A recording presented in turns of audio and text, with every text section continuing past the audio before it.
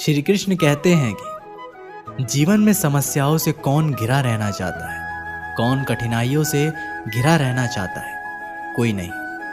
आप भी ऐसा नहीं सोचेंगे तो ऐसा करने के लिए आप क्या करते हैं? ऐसा करने के लिए अधिकतर लोग कठिनाइयों से दूर भागते हैं, समस्याओं से दूर रहते हैं, और यही आप सबसे बड़ी भूल कर बैठते हैं। समस्या जंगली पशु के समान होती है, जिससे आप जितना दूर भागोगे वो उतना ही विकराल रूप धारण कर लेगा और अंततः आपका अंत कर देगा। तो इस समस्या से कैसे बचा जाए? इसका हल क्या है?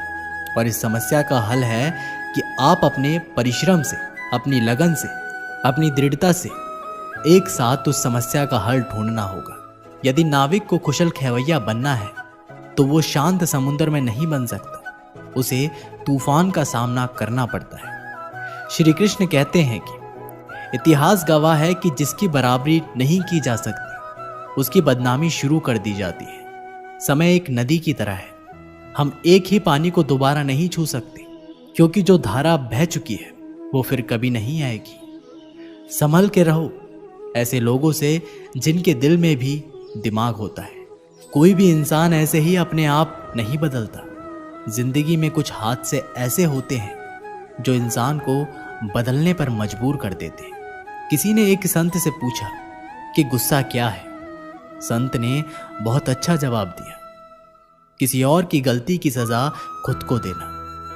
वक्त के साथ चलना कोई जरूरी नहीं, सच के साथ चलिए, एक दिन वक्त आपके साथ चलेगा। साइकिल और जिंदगी तभी बेहतर चल सकती है जब चैन हो। कुछ सच तो हम पहले से जानते थे, बस देखना चाहते थे कि लोग झूठ कहां तक बोल सकते हैं। जब इंसान का स्वार्थ पूरा हो जाता है तब वे आपसे मिलना तो दूर, आपसे बोलना भी छोड़ देते हैं। मुश्किल वक्त का सबसे बड़ा सहारा है उम्मीद, जो एक प्यारी सी मुस्कान देकर कानों में धीरे से कहती है, सब्र रख, सब अच्छा ही होगा। जरूरी नहीं हमेशा बुरे कर्मों की वजह से ही दर्द सहने को मिले। कई बार हद से ज्यादा अच्छे होने की कीमत भी चुकानी पड़ती है। किस्मत और हालात दोनों जब साथ ना दे तो उनकी भी सुननी पड़ती है जिनकी कोई औकात नहीं होती। कोशिश आखिरी सांस तक करनी चाहिए, या तो लक्ष्य हासिल होगा या अनुभव। कहते हैं प्यार की शुरुआत आंखों से होती है। यकीन मानो, प्यार की कीमत भी आंखों से ही चुकानी पड़ती है। वक्त सब कुछ सिखा देता है, लोगों के बिना रहना भी और लोगों के बिना जीना भी। दर्द भी उन्हीं को मिलते हैं जो हर रिश्ता दिल से निभाते हैं। मतलबी होना तो इंसान की फितरत है। बारिश रुक जाने के बाद तो छतरी भी बोझ लगने लगती है। अकेले हो तो विचारों पर काबू रखो, और सबके साथ हो तो जुबान पर काबू रखो। रुलाया ना कर हर बात पर ये जिंदगी, जरूरी नहीं सबकी किस्मत में चुप कराने वाले हो। श्री कृष्ण कहते हैं कि आपने पौधे को सींचते हुए या आपने भी पौधे को सींचा होगा, और आप भी ये कार्य प्रतिदिन करते होंगे। जब आप पौधे को जल देंगे तभी ये फलित होगा, इसमें से फूल निकलेंगे, इसकी सुंदरता बढ़ेगी। परंतु प्रतिदिन ये कार्य करने के पश्चात भी हम इससे एक महत्वपूर्ण सीख लेना भूल जाते हैं। हम कभी पौधे के पत्तों पर, उनकी डालियों पर, उनके फूलों और फलों पर जलाधार नहीं डालते, उन्हें धोते नहीं, परंतु फिर भी वह पनपते हैं, क्योंकि पौधे की जड़ ही सफलता का मूल है। यदि आप एक बार में अनेक कार्य करेंगे तो आपको एक कार्य में भी सफलता नहीं मिलेगी, परंतु यदि आप बुद्धिमत्ता से, दृढ़ मन से एक कार्य साधेंगे तो एकाएक स्वतः ही सारे कार्य सिद्ध हो जाएंगे। जो आपका मूल है, जहां से आपको सिंचाई मिल रही है, यदि आपने उसी जड़ को छोड़ दिया तो एक सूखे पौधे की भांति आप भी सूख कर गिर जाएंगे और आपका अस्तित्व खो बैठेंगे। श्री कृष्ण कहते हैं कि अच्छे लोग हमेशा साथ रहते हैं, दिल में भी, शब्दों में भी और दुआओं में भी। किसी के बारे में सब कुछ जान लेना उसे फिर से अजनबी बना देता है। पछतावा ना करें, क्योंकि अगर बीता हुआ समय अच्छा था तो यह यादगार है, और यदि बीता हुआ समय खराब था तो वह एक अनुभव है। परिस्थितियां हमारे लिए समस्या नहीं बनती, समस्या तो तब बनती है जब हमें परिस्थितियों से निपटना नहीं आता। पता नहीं लोग दूसरों को उदास करके खुद खुश कैसे रह लेते हैं। रिश्ता चाहे कितना भी क्यों ना बिगड़ा हो, अगर सुधारना चाहो तो सब कुछ सही हो सकता है। रुलाते तो सभी हैं, लेकिन अगर कोई तुम्हारे लिए खुद रो पड़े तो उसे कभी खुद से दूर मत होने देना। इंसान कब बदल जाता है पता नहीं चलता है, और हम ये सोचते रह जाते हैं कि आखिर हमने गलती कहाँ की है। जिंदगी में 3 लोगों को कभी मत भूलना, मुसीबत में साथ देने वालों को, मुसीबत में साथ छोड़ने वालों को, और मुसीबत में डालने वाले को। जब लोग आपकी बुराई करते हैं तो बिल्कुल परेशान ना हो। वास्तव में वो लोग आपको महत्व देने का कोई और रास्ता जानते ही नहीं। श्री कृष्ण कहते हैं कि जीवन में सभी केवल सफल होना चाहते हैं, केवल विजय चाहते हैं। कोई भी पराजित नहीं होना चाहता, कोई भी असफल नहीं होना चाहता, कोई भी नहीं चाहता कि उनके प्रयास व्यर्थ जाए। यदि एक दृष्टिकोण से देखा जाए तो ये उचित भी है, परंतु असफलता में भी एक अच्छी बात छुपी होती है। मैं बताता हूँ। सफलता आपका परिचय संसार को देती है।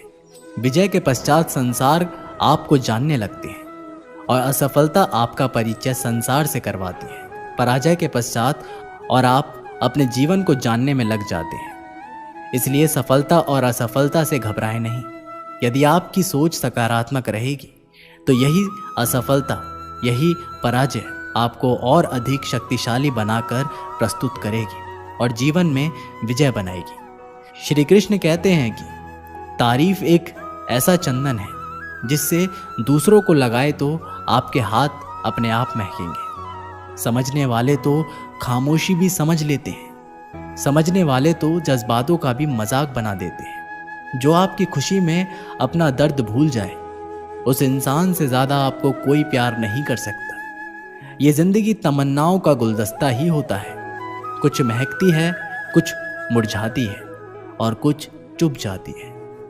खुद को अच्छा बना लीजिए, दुनिया से एक बुरा इंसान कम हो जाएगा। भरोसा सब पर कीजिए, लेकिन सावधानी के साथ, क्योंकि कभी भी खुद के दांत भी जीभ को काट लेते हैं। जिंदगी की रफ्तार बहुत तेज है। सुबह का दुख शाम को पुराना हो जाता है।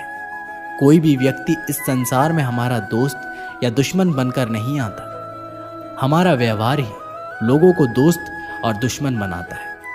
सबसे मुश्किल रास्ता है जिस पर आपको हमेशा अकेले चलना पड़ता है, और असल में वही रास्ता जिंदगी में आपको मजबूत बनाता है। बड़ों का दिया हुआ आशीर्वाद और अपनों की दी हुई शुभकामनाओं का कोई रंग नहीं होता, लेकिन जब ये रंग लाते हैं तो जीवन में रंग भर जाते हैं। श्री कृष्ण कहते हैं कि कभी कभी हमें लगता है कि हमारे अपने, हमारे हितैषी, हमारे माता पिता को हमारे मन की बात ही नहीं समझ आ रही है, जैसे उन्हें हमारे हर कार्य और हर निर्णय में खोट दिखाई दे रहा है, और ऐसे में हम कर बैठते हैं विद्रोह। ऐसी अवस्था में हमें वही अच्छा लगने लगता है जो हमारे मन की बातों का समर्थन करे।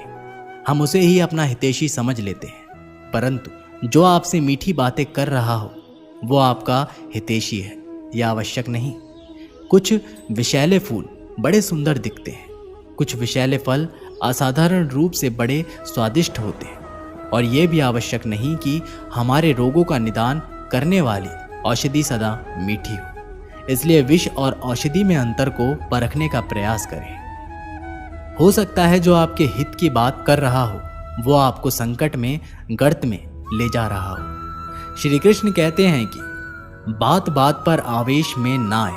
हो सकता है कि आपके माता पिता की कड़वी बातों में आपका ही हित छुपा हो, और माता पिता को भी प्रयास करना चाहिए कि यदि उनकी संतान अनुचित निर्णय ले रही है तो उनके अनुचित होने का भान प्रेम से समझाना है, दबाव और शासन से नहीं, क्योंकि कभी भी कटु शब्द और कटु वचन अनुचित निर्णय को और पक्का कर देती है। श्री कृष्ण कहते हैं कि पानी समुंदर में हो या आंखों में, गहराई दोनों में होती है। खुशी के लिए काम करोगे तो खुशी कभी नहीं मिलेगी, मगर खुश होकर काम करोगे तो खुशी जरूर मिलेगी। कुछ रिश्ते बस निभाने के होते हैं, कुछ जताने के लिए। खुशियों का कोई रास्ता नहीं, खुश रहना ही रास्ता है। अपना वजूद ऐसा बनाओ कि कोई आपको छोड़ तो सके पर भूल ना सके। हमारी समस्याओं का समाधान केवल हमारे पास है, दूसरों के पास तो केवल सुझाव है। जीवन में प्रयास सदैव कीजिए, लक्ष्य अनुभव दोनों ही अमूल्य है। अहंकार की बीमारी शराब जैसी होती है, खुद को छोड़कर सबको पता चलता है कि इसको चढ़ गई है। बस सिर्फ हंसते रहो, दुनिया वाले सोचते ही रहेंगे कि इसको ऐसा कौन सा सुख मिल गया है। सफलता की पोशाक कभी तैयार नहीं मिलती, इससे बनाने के लिए मेहनत का हुनर चाहिए। खुश रहना चाहते हो तो 5 बातों पर ध्यान दें। पहला, बीते हुए वक्त को भूलें। दूसरा, वर्तमान में जिए। तीसरा, भविष्य की चिंता छोड़ें। चौथा, खुद की तुलना दूसरों से बंद करें। और 5वां, अपने काम को टालना बंद करें। श्री कृष्ण कहते हैं कि हम सभी बचपन से ये सुनते आए हैं कि अच्छे मित्र हमारे जीवन को अपूर्णता परिवर्तित कर सकते हैं। परंतु कौन, जिनसे आप प्रश्न पूछे और वो मित्र बिना किसी पश्चाताप के भय रहित होकर बिना किसी लालच के आपको उचित उत्तर दे। परंतु सबसे समक्ष ये समस्या आ जाती है कि आज के समय में ऐसे मित्र मिलना दुर्लभ है, वो तो होते ही नहीं। परंतु मैं आपको एक बात बताता हूँ, हम सबके पास भी एक ऐसा मित्र होता है, बस हम उसे पहचान नहीं पाते। वो है दर्पण। दर्पण के समक्ष खड़े होकर आप स्वयं से पूछें कि यदि आज आपका अंतिम दिन होता तो क्या आप वही करते जो आप कर रहे हैं। आपको उत्तर मिले या ना मिले, परंतु आपकी दिशा अवश्य बदले। इसलिए आपसे अतिरिक्त आपका सबसे घनिष्ठ मित्र, सबसे अच्छा मित्र और कोई नहीं होता। श्री कृष्ण कहते हैं कि कुछ सहन करना भी सीखना चाहिए, क्योंकि हम में भी ऐसी बहुत सी कमियां हैं जिन्हें दूसरे सहन करते हैं। अज्ञानी व्यक्ति गलती छुपाकर बड़ा बनता है और ज्ञानी व्यक्ति गलती मिटाकर बड़ा बनता है। ये मौत भी बड़ी अजीब है। एक दिन मरने के लिए पूरी जिंदगी जीना पड़ता है। किस्मत हमारे हाथ में नहीं, पर फैसले हमारे हाथ में हैं। किस्मत हमारे फैसलों को नहीं बदल सकती, पर फैसले हमारी किस्मत बदल सकती। आप कितनी भी अच्छे इंसान क्यों ना हो, आप हमेशा किसी की कहानी में बुरे जरूर होते हैं। वक्त भी हैरान है, इतनी जल्दी तो मैं भी नहीं बदलता जितनी जल्दी हम लोग बदलते हैं। कोई तराजू नहीं होता रिश्तों को तोलने के लिए, पर वह बताती है कि ख्याल का पलड़ा कितना भारी है। किसी भी व्यक्ति की सहनशीलता एक खींचे हुए रबड़ की तरह होती है। एक सीमा से ज्यादा खींचे जाने पर उसका टूटना तय है। इतिहास कहता है कि कल सुख था, विज्ञान कहता है कि कल सुख होगा, लेकिन धर्म कहता है कि अगर मन सच्चा और दिल अच्छा है तो हर रोज सुख है। आदत थी मेरी सबसे हंसकर बोलना, मेरा शौक ही मुझे बदनाम कर गया। तारीफों के मोहताज नहीं होते सच्चे लोग, क्योंकि असली फूलों पर कभी इत्र नहीं लगाया जाता। कोई तुम्हारे लिए दरवाजा बंद कर दे तो उसे एहसास दिला दो कि कुंडी दोनों तरफ होती है। हर चीज अपने वक्त पर, बस एक प्यार है जो कभी बूढ़ा नहीं होता।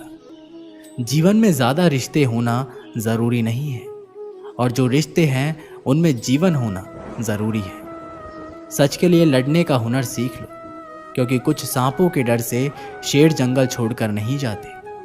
ये जिंदगी है, यहाँ पीठ पीछे छुरा मारने वाले तो निर्दोष और भरोसा करने वाले को दोषी मानते हैं। जो शख्स इतना प्यार करने के बाद भी तुम्हारा नहीं हुआ, यकीन मानो वह कभी किसी का नहीं हो सकता। सिर्फ धोखा देना ही धोखा नहीं होता, बल्कि किसी के साथ अपनेपन का नाटक करना उससे भी बड़ा धोखा होता है।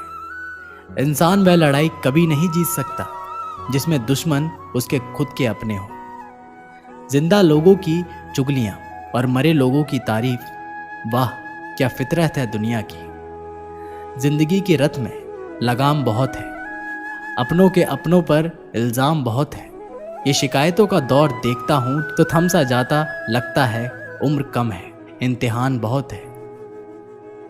श्री कृष्ण कहते हैं कि हम सब शीघ्र ही सफलता चाहते हैं, ढेर सारी संपत्ति और सुख चाहते हैं, और ऐसे में कई बार हम छोटे मार्गों का चयन कर लेते हैं, वो मार्ग जिनमें परिश्रम नहीं होता, जिनमें होता है तो केवल छल, कुटिलता और भाग्य का सहारा। जैसे कि जुआ, कोई जुए के खेल में धन लगाता है, कोई दाव लगाता है और ये भूल जाता है कि जुआ ऐसा दलदल है जिसमें एक बार गिरे तो सर्वनाश से पहले निकलना असंभव है। यदि आप जीते तो और जीतने की भूख बढ़ जाएगी, और यदि आप कुछ हार बैठे तो उसे पुनः पाने के लिए आप फिर से खेलेंगे। मनुष्य को यह आभास ही नहीं होता कि अपनी संपत्ति के साथ साथ वो अपनी मानवता और संस्कार, अपना धर्म और अपनी उत्तरदायित्व का सभी जुए की भेंट चढ़ जाता है। इसलिए कुछ पाना है तो परिश्रम से पाओ। यदि कुछ जुए में जीता तो वो उतना शीघ्र ही खो दोगे, क्योंकि उसे परिश्रम से पाया नहीं गया है और उसकी रक्षा करने के लिए आपके मन में स्वाभाविक प्रयास भी नहीं होगा। एक गांव में एक आलसी व्यक्ति रहता था। वह कुछ काम धाम नहीं करता था, बस दिन भर निठल्ला बैठकर सोचता रहता कि किसी तरह कुछ खाने को मिल जाए। एक दिन वह यूं ही घूमते घूमते आम के एक बाग में पहुंच गया। वहां रसीले आमों से लदे कई पेड़ थे।